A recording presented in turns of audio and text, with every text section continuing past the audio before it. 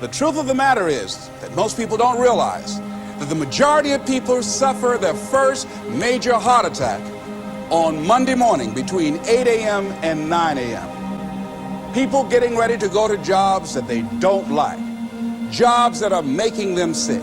You see, when you're not pursuing your goal, you are literally committing spiritual suicide.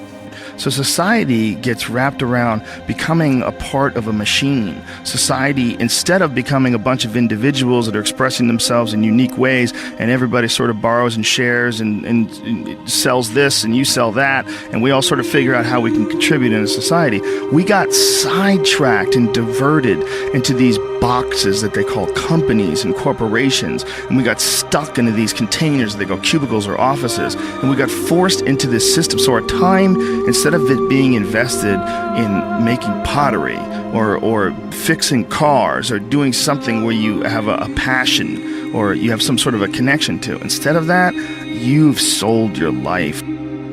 The world is loading his back with burdens. You're a beast of fucking burden. You're supposed to go to school. You're supposed to pass your tests. You're supposed to do your homework. You're supposed to clean your bedroom. You're supposed, right? All the things you're supposed to do, all the conditioning laid upon you, all the beliefs that you've been given, they're not yours. No natural behavior. Everybody's wearing clothes they don't want to wear. Everybody's showing up and doing something they don't want to do. They have no connection to. That's the problem with our society.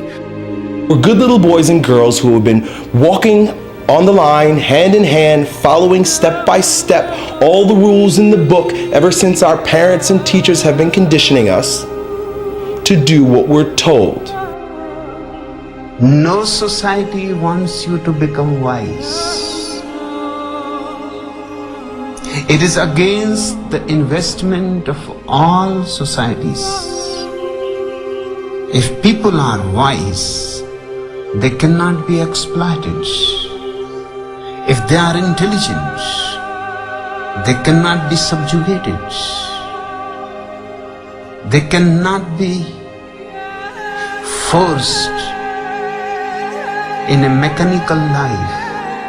That you work 8 to whatever the hours a day plus commuting, and then you're like this. And that's your life. That's your real fucking life. To step outside the bounds of the mental slavery that you're holding on to that was imposed on you by your parents, the teachers, society, and all of the institutions at large. They want to keep you mediocre, bland, vanilla, a square person in a square hole.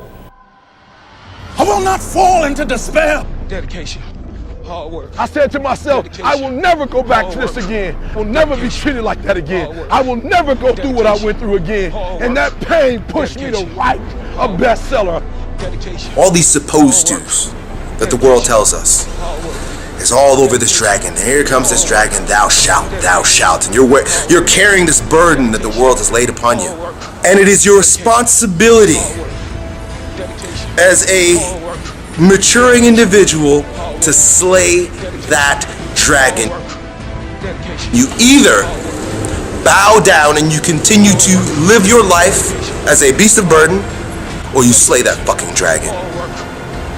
And by slaying that dragon, you become a lion. And that lion's name and his attitude is I will and no. Dedication, hard work. I'm a one-man army. One-man army. The world can go against me. I'm still come on top. I got God on my side. What is it that will make it worth it for you?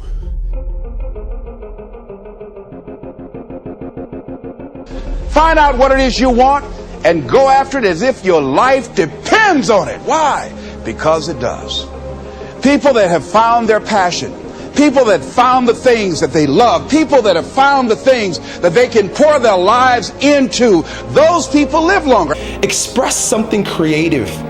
Be who you are from the depths of your heart, regardless of what anybody else thinks. And so I'm trying to encourage everybody out there, take advantage of life.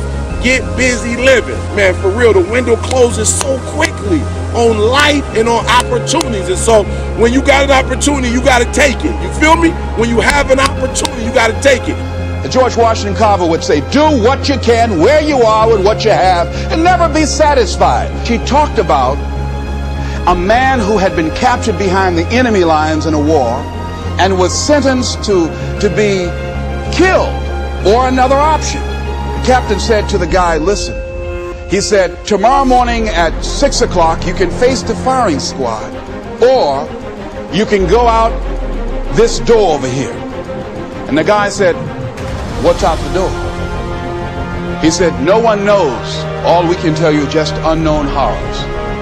He thought, and the next morning he selected the firing squad. After the shots rang out, the captain's secretary said, what's beyond that door? And he said, freedom. And so I was blessed because I went through so much pain that pain actually pushed me. Oh, you better hear what I'm telling you today. I'm telling you that pain pushed me to prosperity.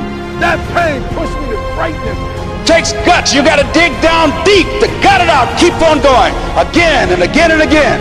Nobody believes in you. You've lost again and again and again. The lights are cut off, but you're still looking at your dream, reviewing it every day and say to yourself, it's not over until I win. Don't quit! Don't quit! Don't quit! Ron Kelly, you don't quit!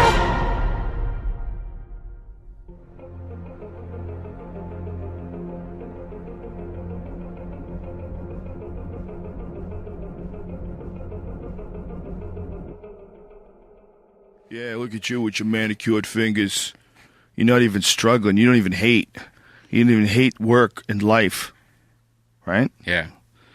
Folks, it ain't about that.